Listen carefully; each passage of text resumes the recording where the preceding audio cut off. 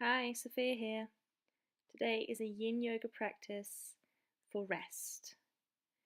So I'm using props today, bolster, bricks and blocks, but if you don't have blocks or bricks, you can use books. If you don't have a bolster, you can use any kind of pillow, whatever you've got available to you. You might even want a blanket with you.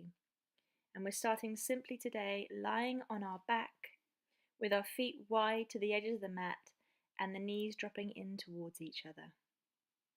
You can place your hands wherever you like, on the floor, on the belly, and we are just checking in with ourselves. So we're noticing how we're feeling today, what our energy levels are like today. And we're also paying attention to our breath, whether it is easy or labored, whether it is moving into the belly or staying up into the collarbones. You might even pay attention to whether you're breathing in more through the left nostril or the right. Sometimes it's really easy to tell, sometimes a little bit more difficult.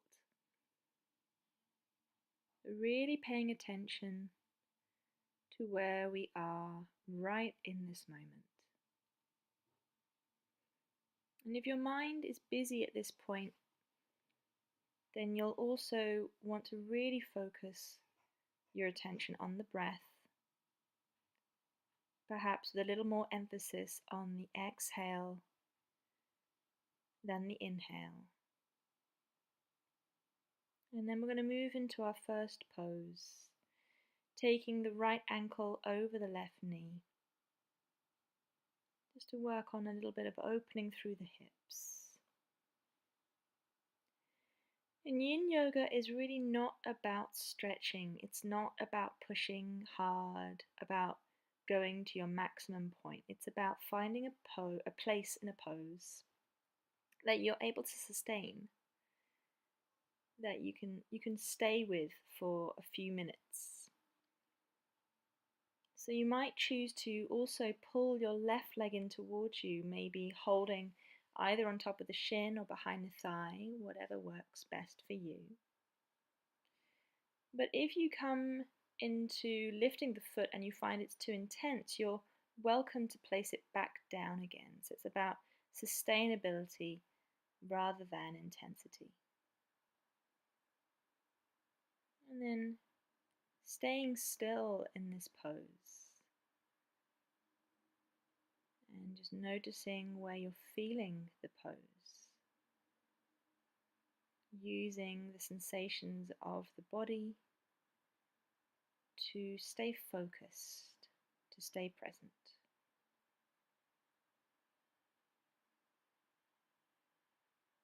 Placing the left foot down, crossing the right knee over left. And again, choosing if you want to pull the legs in towards you, maybe holding on top of the shin or behind the thigh. And paying attention how this pose feels different to the last one.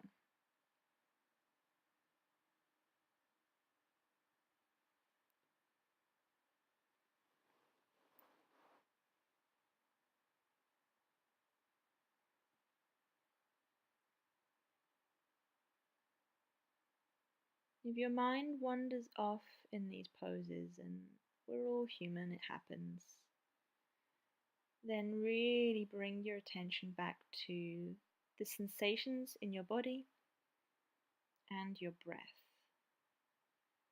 You're very welcome to close the eyes here,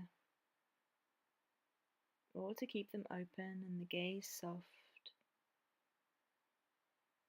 but trying to stay fully present, trying not to fall asleep, although again it happens, we're human.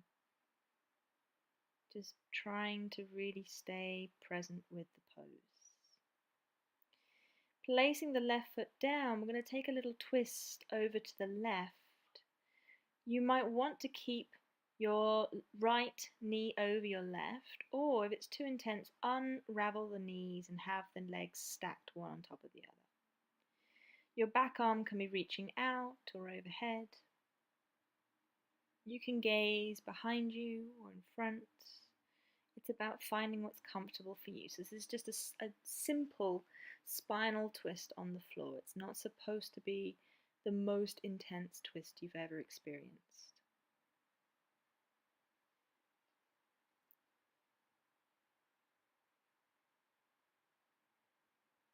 And now breathing more into your right lung.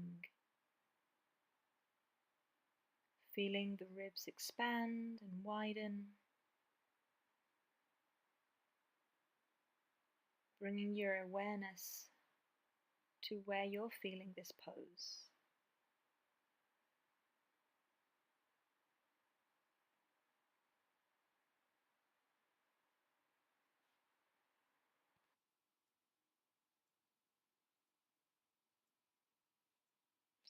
And then unraveling the legs and bringing yourself back to center with the knees up towards the sky.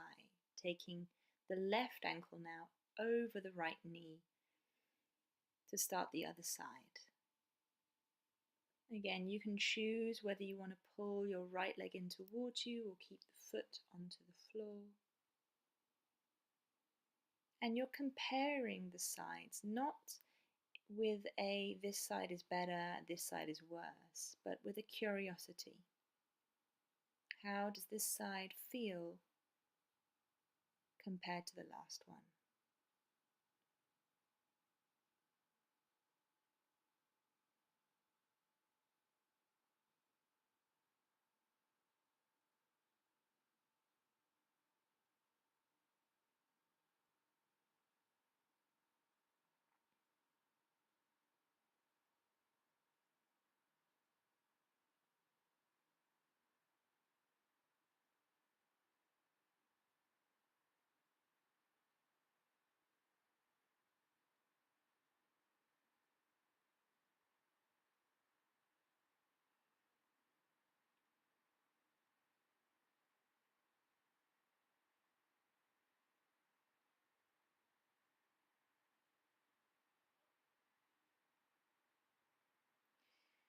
Taking the right foot to the floor, the left knee over the right.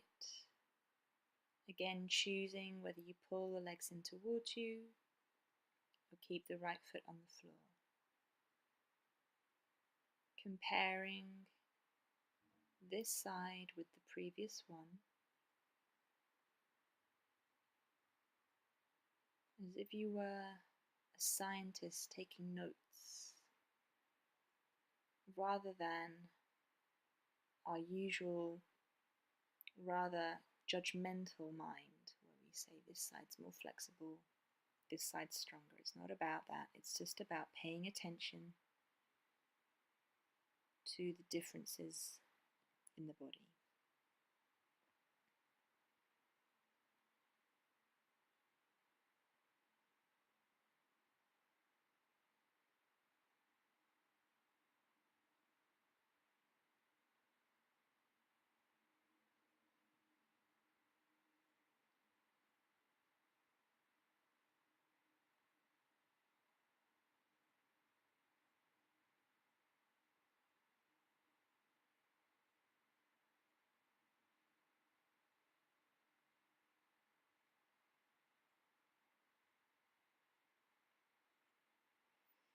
And then taking the right foot down and taking the legs over to the right side. So maybe you're keeping that left knee wrapped over the right, or maybe unraveling the legs. Again, that back arm can be out or maybe overhead, wherever you feel comfortable, but it's a gentle twist.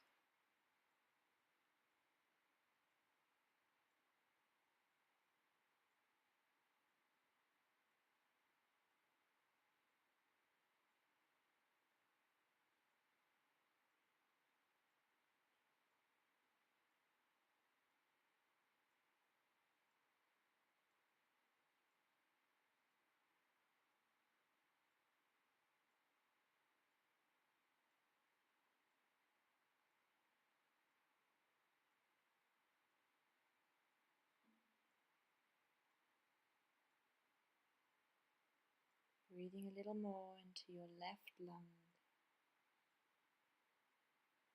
allowing that left side body to open up, to expand.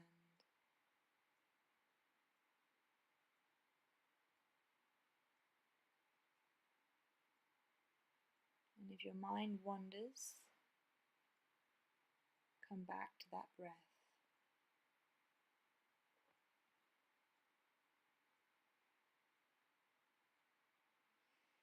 Taking the legs back into the center with the knees up to the sky, and then hugging gently both knees in towards the chest.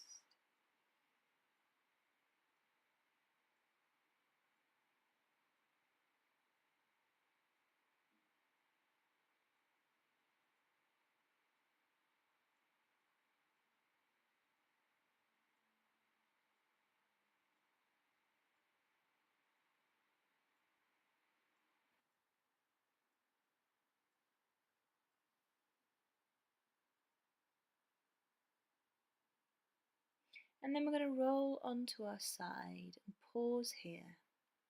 Not rushing to get anywhere, but actually taking this lying on our side as a pose in its own right. And then coming up and making our way onto our belly for Sphinx pose. So you'll bring your elbows underneath your shoulders, you'll reach your legs out behind you. You'll keep your hips on the floor. And you're just using enough energy to keep you upright, but you're not really working hard here. It's one of the more dynamic yin poses, so you're definitely not just resting. There's a little bit of energy to keep you there. But still within the work to stay upright, see if you can find a little bit of release, of calm. Keeping your gaze, if your eyes are open, soft. So you're not really looking at anything in particular, but just letting the peripheral vision widen. Again, coming to where you're feeling this pose. So exploring through the body, paying attention.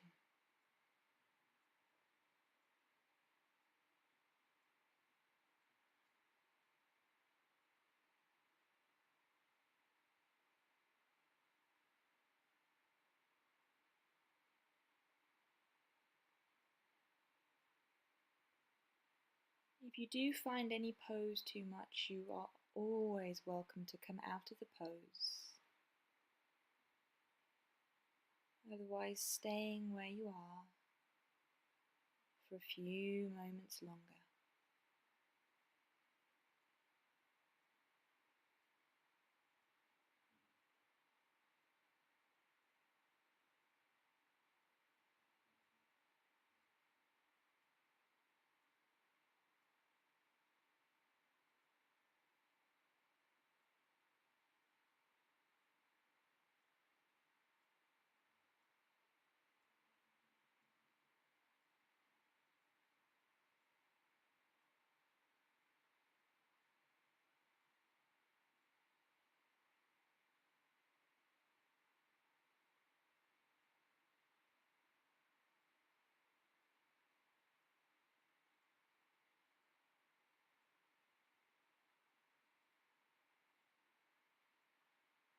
Just a few final breaths.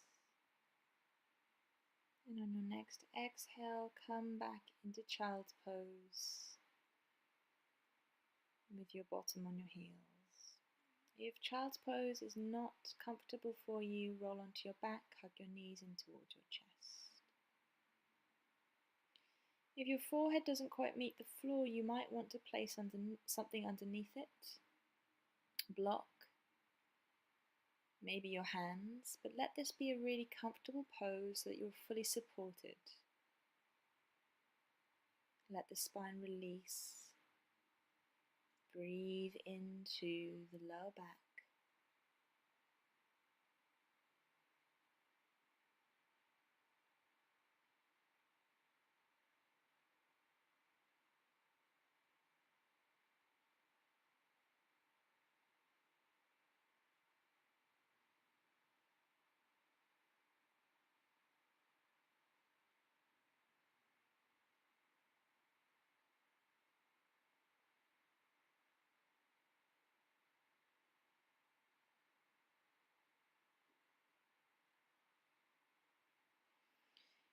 rolling yourself slowly up, taking your feet forwards. I'm going to come into butterfly, and here's where you might need some props. So you may want to sit onto a block if you find lifting up out of the floor difficult. You'll take your feet soles together, 2 hands away from your groin. 2 hands away. If you're sitting on a block, sit towards the front so your pelvis is tilting forwards a little bit. And you might also want to prop up the knees with, again, blocks or bricks or books, whatever you've got. So if the knees are not really comfortable out to the side, definitely support them, because again, we're not going for intensity, we're going for sustainability. I really like to place the bolster over the feet and then a brick on top for my forehead to rest on. Once you've found the right height with the right props, we'll be staying here for a few minutes. If you need to make any adjustments, make them, and then try to be still. So you're not in a place of trying, you're in a place of support. You're able to sustain this.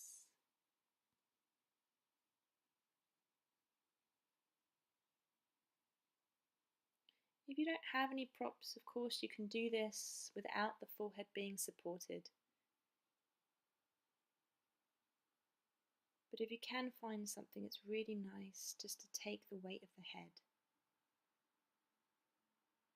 This is not about increasing your flexibility. It might be a byproduct of Yin Yoga, but it's not the point. As with all yoga poses, we're trying to stay present. We're trying to pay attention.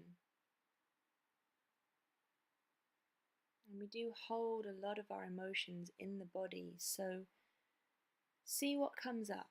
Don't hide away from whatever you find. If your mind is thinking or planning, be aware that it's doing so.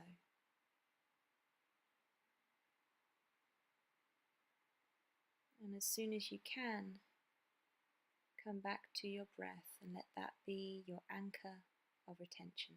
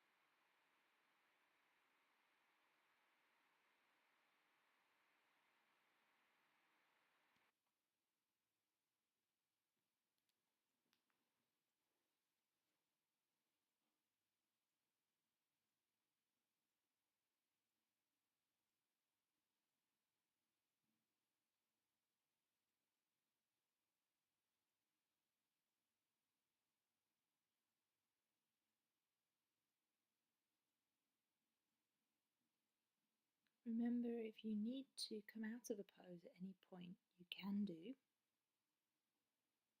Otherwise, staying still for a few moments longer.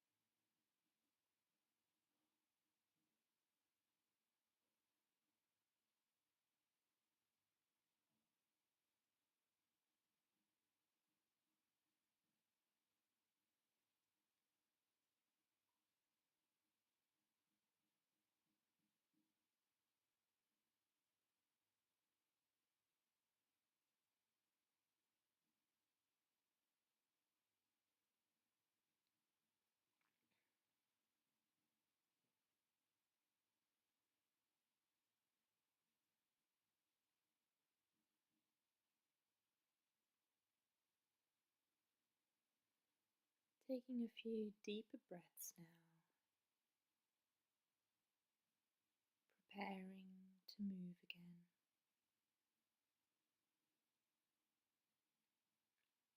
And then slowly coming out of this pose.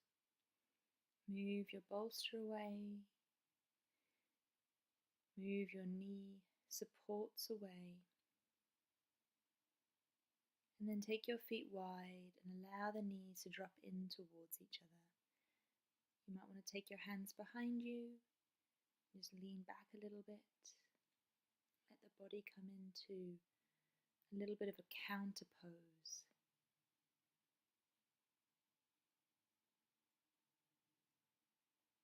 Perhaps reflecting on the effects of the previous pose.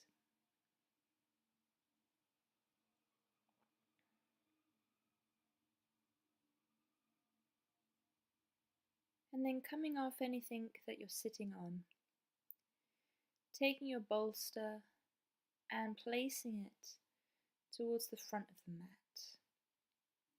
Coming to sit sideways on the mat with your right hip up against the bolster.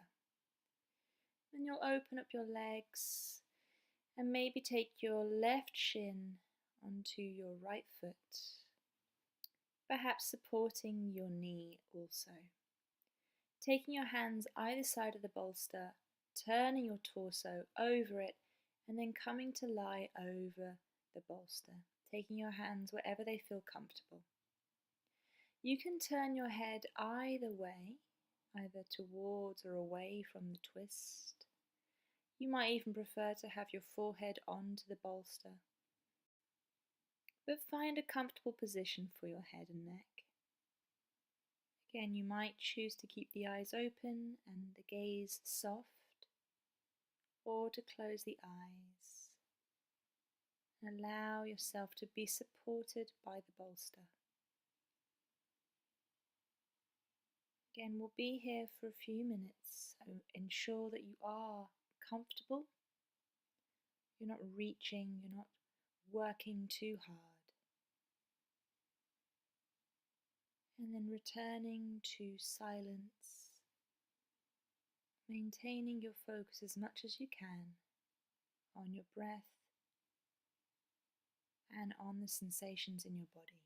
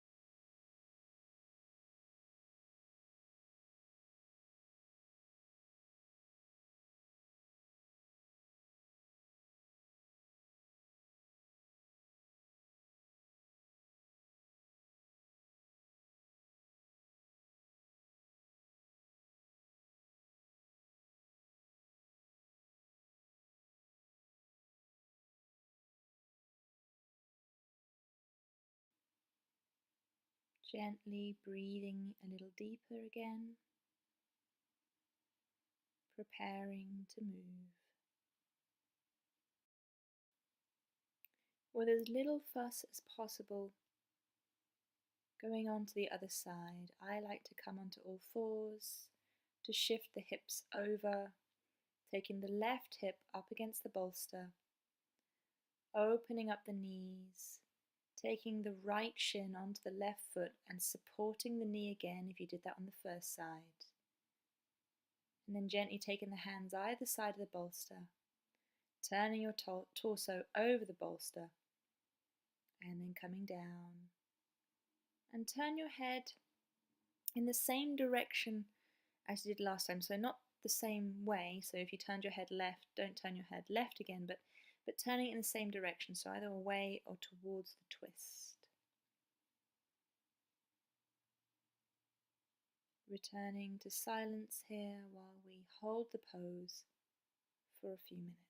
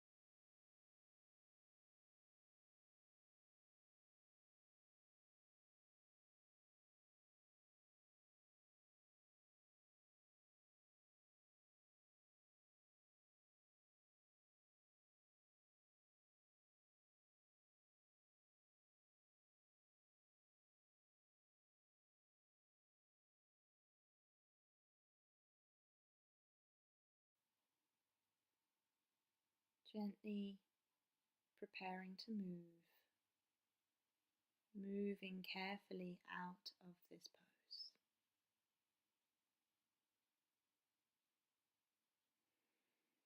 And then we'll take the legs ahead of us for caterpillar. So turning ourselves, we're back onto the mat with the legs nice and long. Again, you can sit onto a block just to elevate the hips a little bit, sitting towards the front edge of that block. You might want to place some bricks or a rolled up blanket under the knees just to keep them a little soft if you have any knee problems.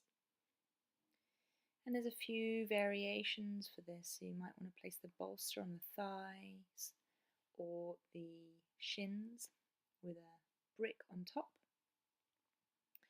You might want to make a little brick support for the bolster, So there's no bolster on the legs, but you've still got that support for your forehead. Experimenting a little bit just to figure out what works for you so that you're supported, you're not reaching. This isn't a hamstring stretch. This is caterpillar pose. Once you've found that little Goldilocks point, not too hard, not too soft. Again, we're going to try and stay here quietly for a few minutes.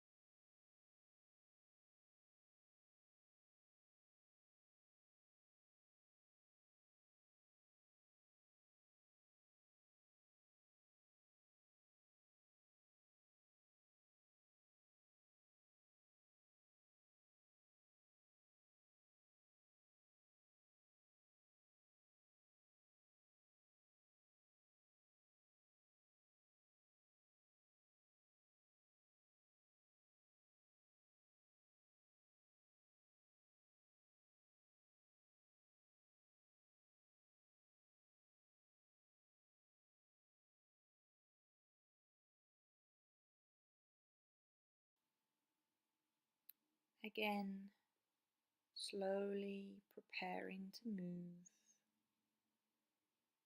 lifting your head And then moving the bolster off the legs. Taking a little counter pose here again, taking the hands behind, allowing the chest to lift a little, the spine to lengthen.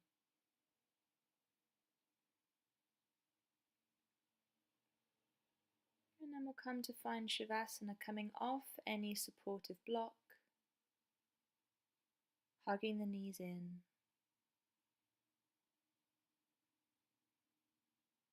And then I'm going to suggest today that you place the bolster underneath your knees and then slowly roll yourself down to the floor.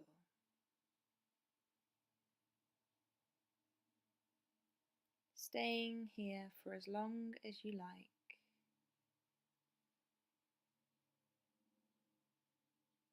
This is corpse pose. And I suggest you close the eyes now. Let the arms be away from the body, the fingers soft. You're trying to stay focused on the breath, but otherwise you're resting completely. And I'll leave you here in Shavasana, and I'll see you next time.